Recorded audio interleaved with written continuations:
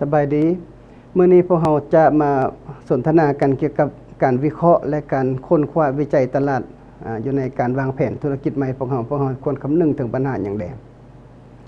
อยู่ในบทนี้พวกเราจะได้เว้าเกี่ยวกับการวิจัยตลาดมีการขายและการจราจรแจกจ่ายการวิเคราะห์อุตสาหกรรมวิวัฒนาการของหน้าที่การตลาดการวิเคราะห์ประวัติการแข่งขันและก็ Research Analysis มาพวกเรามาเบิ่งข้อที่1นำกันการวิจัยตลาดการวิจัยตลาดนี้จะประกอบด้วยหลายอย่างนำกันเนาะเช่นว่าพวกเราจะเบิ่งเรื่องการตลาดเป็นขึ้นอะไรการแข่งขันขึ้นอะไรแดธุรกิจและตลาดต้นต่อของบริษัทพวกเราแม่นหยังพวกเราจะอธิบายโครงการต้นต่อของตลาดของการวิจัยตลาดมีประวัติการขายและผลิตภัณฑ์ของสิ่งเหล่านั้นมีท่าแห่งในการเติบโตของตลาดลักที่บริษัทพวกเราดำเนินการหมายความว่าตลาดพวกเรามีขนาดน้อยปานใดใหญ่ปานใดพวกเราสามารถดำเนินการให้มันขยายขึ้นใดๆอันนั้นเป็นสิ่งที่พวกเราต้องได้คำนึงถึงนอกจากนั้นยังประกอบด้วยชื่อขนาดและที่ตั้งของตลาดที่พวกเรามีคู่แข่งนั้นมีผลิตภัณฑ์และการบริการของเขาเจ้ามันแตกต่างกับของเราคือแนวใดช่องว่างตลาดของบริษัทพวกเรามีอย่างใดข้อมูลเกี่ยวกับยี่ห้อเครื่องหมายการค้าซื้อผลิตภัณฑ์มีคืออย่างใดแล้วก็มีแบบแผนการขายสายผลิตภัณฑ์ต่างๆเป็นคือแนวใดหมายความว่ามันเป็นฤดูกาลบ่เนาะคือสมมุติยามบุญอีสังต่างๆในคนจะซื้ออีสังหลายขึ้น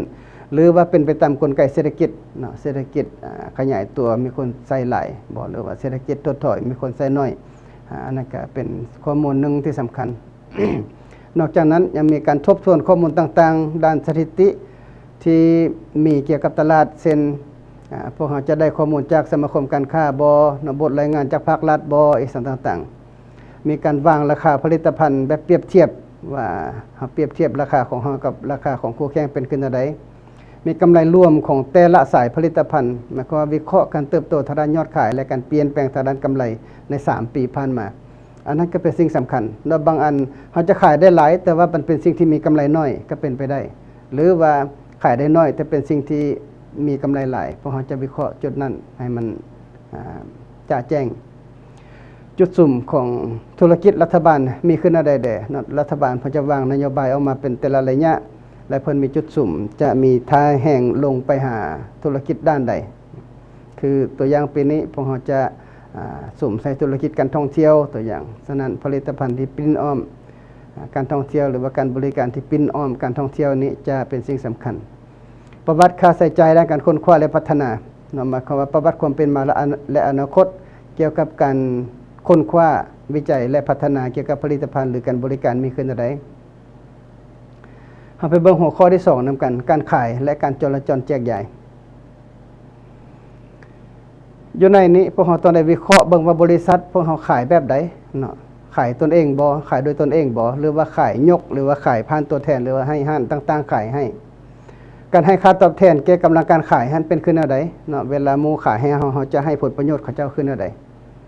รายละเอียดของวิธีและค่าใช้จ่ายทางโฆษณามีขึ้นแนวใดเราจะให้ผู้นำไปขายเป็นผู้โฆษณาบ่หรือว่าเราสิโฆษณาเป็นลักษณะรวมของบริษัทหรือว่าโฆษณาร่วมของผลิตภัณฑ์พวกเรารายละเอียดของห้องการสาขาจำหน่ายต่างๆถ้าว่ามีนะพวกเราต้องได้เก็บกำรายละเอียดสมนั้นรายละเอียดของมาตรฐานเงื่อนไขในการขายการลดราคานโยบายการส่งคืนและการอนุญาตต่างๆมีขึ้นอะไรแด่ตอนได้เก็บกำข้อมูลแล้วนี้และมีการขายยกหรือบ่อันนั้นก็เป็นการวางแผนการขายอีกอันหนึ่งบริษัทมีสั่งสินค้าเป็นของตนเองหรือบ่ถ้าบริษัทนำใส่ผู้จำหน่ายเหล่านั้นจะรับค่าตอบแทนคือแนวใดและเขาเจ้ามีหน้าที่รับผิดชอบอย่างใดต้องได้วิเคราะห์ส่วนนี้ผลิตภัณฑ์ของบริษัทมีการจำหน่ายทั่วประเทศบ่หรือว่าแน่ใส่พื้นที่เฉพาะใดหนึ่งซื้อและที่อยู่ของลูกค้าประจำของบริษัทพวกเรามีบริษัทใดแดมาตรฐานการขายของลูกค้าต้นต่อในแต่ละสายผลิตภัณฑ์ขอโทษในแต่ละสายผลิตภัณฑ์ใน3ปีผ่านมามีขึ้นอะไรเนาะแล้วก็การจัดอันดับเครดิตของลูกค้าต้นต่อขึ้นอะไรเพราะต้องได้แบ่งว่าลูกค้าผู้ใดเป็นลูกค้าที่ดีลูกค้าผู้ใดเป็นระดับดีห้องลงมาอีกต่างๆต้องได้จัดลูกค้าแล้วนั้น ประสบการณ์หนี้ศูนย์ของบริษัทพวกเราเนาะหมายความพวกเรามีหนี้ศูนย์หลายน้อยปานใดพวกบริษัทอื่นได้มีหนี้ศูนย์หลายน้อยปานใด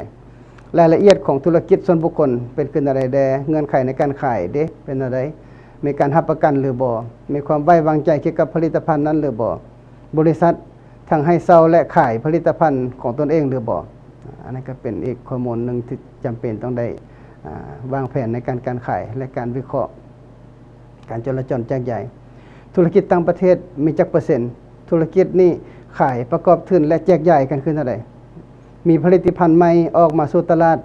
ที่จะเฮ็ดให้ผลิตภัณฑ์ของบริษัทล้าสมัยหรือมีท่าได้เปรียบในการแข่งขันน้อยลงหรือบ่อันนี้ก็ต้องได้สอบฮู้เคยมีการสูญเสียลูกค้าใหญ่หรือบ่ถ้ามีการสูญเสียย้อนหยังจังเสียเขาเจ้าไปขนาดและลักษณะของตลาดการแยกกลุ่มหรือควบคุมโดยบรรดาบริษัทใหญ่ๆหรือบ่อันนี้ก็ต้องได้เบิ่งถ้าบริษัทใหญ่ถ้าได้เขาเจ้าแห่งมีอำนาจการขายและการจราจรแจกจ่ายสูงเท่านั้นอันนี้เป็นหัวข้อที่2หัวข้อที่3แม้นการวิเคราะห์อุตสาหกรรมการวิเคราะห์อุตสาหกรรมนี้เป็นสิ่งที่สำคัญหลายเนาะและอยู่ในการบริหารยุทธศาสตร์พวกเราจะมีเครื่องมือการวิเคราะห์อุตสาหกรรมหลายอย่างแต่ว่าอยู่ในนี้พวกเราจะมาเบิ่งของไมโครพอร์เตอร์เนาะจะอันที่1นี่ผู้เข้ามาในวงการใหม่สิเป็นขึ้นเท่าใดนั่นหมายความว่าเฮาเฮ็ดธุรกิจอันนี้แล้วมันสิมีจักคนเข้ามาอยู่ในวงการใหม่เฮ็ดธุรกิจคือพวกเฮานี่เขาจะมีท่าแห้งเขาจะมีการเติบโตเขาจะมีความสามารถเข้ามาแข่งขันกับพวกเฮาได้ขึ้นเท่าใดอันนี้ก็เป็นจุดหนึ่งที่สำคัญหลายนะพวกเฮาต้องได้เอาใจใส่ผู้ที่จะเข้ามาในวงการใหม่อีกอันนึงเป็นผู้สนองนี้บรรดาบริษัทที่เป็นผู้สนองนี่เขาเจ้ามีขนาดใหญ่ขึ้นเท่าใดเขาจะมีจุดสุ่มขึ้นเท่าใดเขาเจ้าถือว่าเฮาเป็นมีความสำคัญแก้เขาเจ้าหลายปานใดนั่นหมายความว่าเขาเจ้าขายให้เฮาหลายหรือว่าน้อยส่ำใดพวกเขาสามารถเปลี่ยนแปลงผู้สนองได้ยังไงได้หรือบ่หรือว่าอุตสาหกรรมที่พวกเขาเฮ็ดธุรกิจอย่างนี้สามารถซื้อผลผลิตของเขาเจ้าจักเปอร์เซ็นต์เนาะเทียบใส่เปอร์เซ็นต์รวมอันนั้นพวกเขาจะได้วิเคราะห์เบิ่งว่าผู้สนองอันนี้ถือว่าเฮาสำคัญหลายปานใดสำหรับเขานอกจากนั้นก็เบิ่งว่าผลิตภัณฑ์และการบริการของเขาเจ้ามีความสำคัญต่อคุณภาพของพวกเฮาหลายส่ำใดอันนั้นก็เป็นสิ่งที่สำคัญหลายเนาะและมันเป็นตัวแทนแก่ต้นทุนของพวกเฮาหลายส่ำใดถ้าว่าเขาเจ้าฮักเป็นผลิตภัณฑ์ที่ช่วยให้พวกเฮาลดต้นทุนของพวกเฮาลงอันนั้นก็เป็นสิ่งที่สำคัญการประสานอุตสาหกรรมด้านหน้าของผู้สนองแต่ละคนเป็นขึ้นเท่าใดด้านหน้าขึ้นเท่าใดหมายความว่าถ้าหากว่าเขาเจ้าผลิตภัณฑ์ใดหนึ่งเขาเจ้าจะเป็นผู้ไปขายเองบ่อันนั้นหมายความว่าด้านหน้าออกสู่ตลาดหรือว่าเขาเจ้าจะพัฒนาย้อนหลังสมมุติว่าเขาจะเป็นผู้ผลิตขนมตัวอย่างเนาะเขาจะอาจจะกลับคืนไปผลิตวัตถุดิบเอกสารต่างๆที่เขาเอิ้นว่าเป็นการประสานย้อนหลังอันนั้นเขาเจ้ามีความสามารถเฮ็ดได้หลายน้อยส่ำใดอันนี้ก็ต้องได้เข้าใจเขาเจ้าอำนาจในการต่อรองเทียบฐานของเขาเจ้าที่มีต่อพวกเฮาคือแบบใดนะหมายความว่าอำนาจการต่อรองระหว่างเฮากับผู้สนองนั้นเป็นขึ้นเท่าใดเฮาเบิ่งคู่แข่งบัดนี้คู่แข่งพวกเฮาในปัจจุบันเป็นขึ้นเท่าใดแล้วคู่แข่งอนาคตมันสิเป็นขึ้นเท่าใดเด้ที่ตั้งของคู่แข่งอยู่ในอุตสาหกรรมนั้นเป็นขึ้นเท่าใดเขาเจ้าเป็นผู้บริการใหญ่บ่หรือว่าเขาเจ้าเป็นผู้เข้ามาใหม่หรือว่าเป็นผู้ระดับน้อยเนาะถ้าได้เปรียบในการแข่งขันเขาเจ้ามีขึ้นเท่าใดเนาะเขาเจ้ามียุทธศาสตร์ขึ้นเท่าใดเขาเจ้ามีต้นทุนในการสนองขึ้นเท่าใดเขาเจ้าแข่งขันกันขึ้นเท่าใดเนาะหมายความว่ามียุทธศาสตร์มียุทธวิธีแข่งขันอยู่ในอุตสาหกรรมนั้นขึ้นเท่าใดอันนั้นก็เป็นสิ่งที่สำคัญนอกจากนั้นพวกเราต้องได้เบิ่งว่าการแข่งขันนั้นเป็นรูปแบบใดเป็นสงครามแบบเปิดแป้นบ่หรือว่าแบบสุภาพแบบปิดลับหรือว่าเป็นสัญญาณที่ออกมาให้พวกเราฮู้จักว่ามันจะมีการแข่งขันกันอย่างดุเดือดขึ้นเท่าใดการสร้างความแตกต่างทางด้านผลิตภัณฑ์และประสบผลสำเร็จแบบใดเนาะอยู่ในอุตสาหกรรมนั้นและอุตสาหกรรมนั้นมีท่าได้เปรียบขึ้นเท่าใดมีคู่แข่งที่เป็นที่พยายามปรับรูปร่างของอุตสาหกรรมบ่หรือว่าเขาเจ้าเฮ็ดจั่งใดพวกเราสิสังเกตเห็นกันได้มาหลายเนาะอยู่ในอุตสาหกรรมต่างๆผ่านมานี่บ่ว่าเป็นโทรศัพท์มือถือบ่ว่าเป็นคอมพิวเตอร์หรือว่าบ่ว่าเป็นเครื่องใช้อุปกรณ์อิเล็กทรอนิกส์ต่าง เขาเจ้าจะผันเปลี่ยนอุตสาหกรรมตลอดเวลาอีกอันนึงมาเบิ่งผู้ซื้อบัดนี้ผู้ซื้อได้เขาเจ้ามีอำนาจการต่อรองขึ้นอันใดนั่นมันไผเป็นลูกค้าให้แก่อุตสาหกรรมเขาเจ้ามีความหนาแน่นหลายปานใดส่วนนี้เขาเจ้ามีการขยายตัวไวปานใดการซอกหาเขาเจ้าหรือว่าการสร้างตลาดใหม่นี่หรือว่าสร้างตลาดช่องว่างนี่เป็นขึ้นอันใดต้นทุนในการเปลี่ยนผู้ซื้อเป็นอันใดเนาะสามารถใช้ค่าใช้จ่ายสูงปานใดแต่ละกลุ่มลูกค้าในการบริการของอุตสาหกรรมนั้นมีความอ่อนไหวต่อราคาขึ้นอันใดหมายความว่าคันว่าราคาสูงขึ้นเขาจะบ่ซื้อหรือว่าราคาลดลงเขาจะซื้อหลายเขาจะมีความอ่อนไหวต่อราคาขึ้นอันใดต้องในเบิ่งผู้ซื้อแบบนั้นอีกอันนึงแม่นเขาเจ้าสามารถประสานสมทบย้อนกับย้อนกว้างขวางหลายปานใดนั่นหมายความว่าการสนองผลิตภัณฑ์หรือการบริการของพวกเราโดยลูกค้าเองนะเขาเจ้าสิมีความสามารถเฮ็ดได้หลายส่ำใดแทนที่จะไปซื้อนำผู้อื่นเขาเจ้าเฮ็ดเองหรือว่าบริการกันเองอำนาจการต่อรองเทียบฐานของลูกค้าแม่นหยังเนาะของผู้ซื้อแม่นหยังอันนั้นก็เป็นสิ่งหนึ่งที่สำคัญต้องรู้สินค้าทดแทนเป็นอีกอันหนึ่งอยู่ในการวิเคราะห์อุตสาหกรรมนี้สินค้าใดๆที่จะเข้ามาทดแทนสิ่งที่พวกเราขายอยู่หรือว่าบริการอยู่เนาะมันแม่นหยังอันนั้นและมันมีอิทธิพลหลายปานใดหมายความว่าสิ่งเหล่านั้นสามารถเปลี่ยนแปลงโดยตรงต่อผลิตภัณฑ์หรือการบริการของพวกเราได้ขึ้นเท่าใดเขาเจ้าสามารถเข้าสู่ตลาดได้ไวปานใดธุรกิจใดๆที่อุตสาหกรรมนั้นจะพิจารณาส่งสิ่งที่ทดแทนเป็นโอกาสในการเข้ามาดำเนินธุรกิจได้หมายความว่ามีหลายอย่างที่อาจจะทดแทนผลิตภัณฑ์ที่พวกเราบริการอยู่อันนี้เป็นการวิเคราะห์อุตสาหกรรมบัดนี้พวกเรามาเบิ่งวิวัฒนาการของหน้าที่การตลาดพวกเราสิสังเกตเห็นได้ว่ายุทธศาสตร์การตลาดนี้พวกเราได้แยกออกเป็น4ยุทธศาสตร์นำกันเนาะอันที่1แม่นยุทธศาสตร์การประกอบธุรกิจเวลาเราสร้างตั้งธุรกิจใหม่ต้องซอกหาตลาดช่องว่างเนาะตลาดน้อยและถ้าว่ามันเติบโตขึ้นไปจะเป็นการตลาดสวยโอกาสเขาจะนำมาคำว่าพวกเขาได้ตลาดช่องว่างอันนี้แหละเขาสิขยายตลาดให้มันใหญ่ขึ้นอันใดบัดกล่าวที่3นี่จะมันโต้ตอบเวลาเรามีตลาดใหญ่และจะมีคู่แข่งเข้ามาพยายามบุกพวกเราฉะนั้นอยู่ในนี้ต้องได้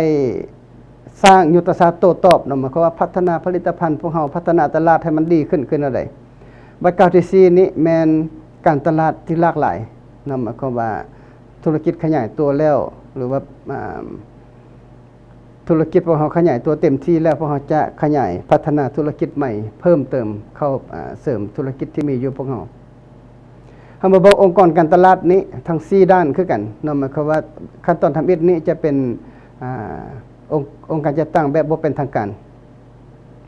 และอยู่ในขั้นตอนที่2นี้มีการบริหารการขายเนาะบัดกล่าวที่3นี้จะมีบริหารผลิตภัณฑ์หรือบริหารตลาดและอยู่ในขั้นตอนที่4นี้จะเป็นระดับบริษัทใหญ่และจะสร้างตั้งแผนกขึ้นมาเนาะแผนกการตลาด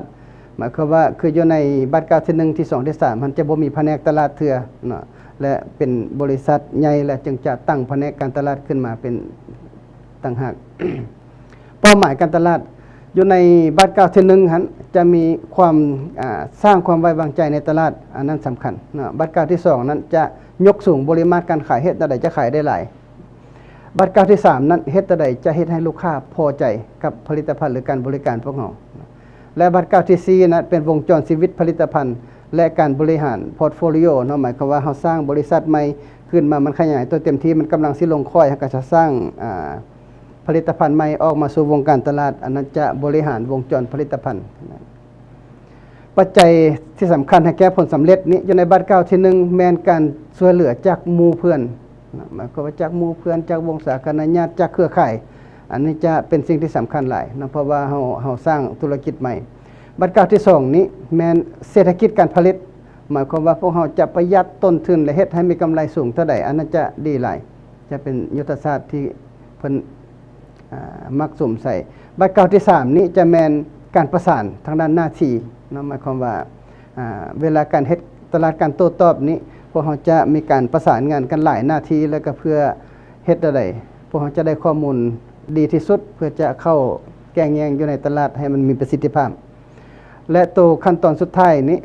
บริษัทตลาดที่หลากหลายแล้วนี้จะมีการประกอบกิจการนะแล้วก็มีการสร้างนวัตกรรมใหม่ขึ้นมาเรื่อยๆอันนั้นจะเป็นปัจจัยผลสำเร็จให้แก่ขั้นตอนที่4บัดนี้พอเรามาเบิ่งประวัติการวิเคราะห์ประวัติการแข่งขันนำกันอยู่ในนี้พอเราจะฮู้จักแต่ละอย่างและพวกเราจะมาเปรียบเทียบระหว่างบริษัทอื่นๆและบริษัทพวกเราเองเนาะคือพวกเราเห็นอยู่ในตารางนี้จะแม่นบริษัทบริษัทกบริษัทขบริษัทขแล้วก็บริษัทตนเองอยู่ในนี้และอยู่ในองค์ประกอบเหล่านี้พวกเราสิเบิ่งส่วนนี้เนาะความเป็นเอกลักษณ์ของผลิตภัณฑ์พวกเราคืออะไรเทียบใส่ของเขาคุณภาพผลิตภัณฑ์เปรียบเทียบราคาเด้การบริการเด้การมีผลิตภัณฑ์หรือว่าความสะดวกสบายในการเข้าถึงผลิตภัณฑ์พวกเราชื่อเสียงภาพพจน์ของผลิตภัณฑ์ที่ตั้งนโยบายประสิทธิภาพของการโฆษณาและการส่งเสริมทางด้านสินค้าเป็นขึ้นอะไรใดการออกแบบผลิตภัณฑ์เด้สติปัญญาของพนักงานเขาเจ้าเป็นขึ้นอะไรต้นทุนวัตถุดิบมีขึ้นอะไรเงื่อนไขการเงินเป็นขึ้นอะไรความสามารถในการผลิตขึ้นอะไรที่ตั้งของการค้นคว้าวิจัยและพัฒนาเป็นขึ้นอะไรใดและความหลากหลายและทางเลือกของผลิตภัณฑ์เป็นขึ้นอะไรอันนั้นจะเป็นการวิเคราะห์การแข่งขันบัดนี้พวกเรามาเบิ่งการวิเคราะห์research analysis นะ อยู่ในการวิเคราะห์ research analysis นี้มันมาย่อมาจากภาษาอังกฤษเนาะ research นี้ตัว V นี่มัน attribute value เพิ่นเอิ้นเฮาจะตั้งคำถามว่าพวกเฮาจะสนองลูกค้าสิ่งที่เขาเจ้าถือว่ามีคุณค่าหรือบ่นั่นหมายความว่าสิ่งที่เฮาขายให้เขาเจ้าถือว่ามีคุณค่าสำหรับเขาหรือบ่อันที่2มัน rareness หรือว่า uniqueness หมายความว่ามันเป็นอันเดียวนี่บ่เนาะถ้ามีหลายอันมันจะเป็นของที่เด่นกว่าหมู่บ่อันนั้นจะเป็นอันที่2 rareness อันที่3นี่ imitability หมายความว่ามันง่ายสำหรับผู้อื่นเรียนแบบบ่ถ้าว่ามันง่ายสำหรับผู้อื่นเรียนแบบแล้วก็อันนั้นก็บ่ดีปานใดอันที่4นี่มันแม่น sustainability หมายความว่าผู้อื่นสามารถจะสนองคุณค่าคือกันนี่บ่บ่แม่น substitutability ตดหมายความว่าผู้อื่น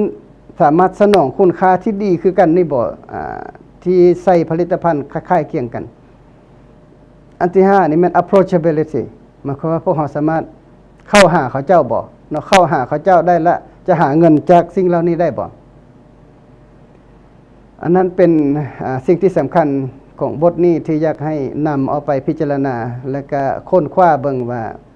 จะวิเคราะห์ธุรกิจพวกเราขึ้นอะไรฉะนั้นบทนี้ก็จบเพียงเท่านี้พบกันในบทหน้าขอขอบใจ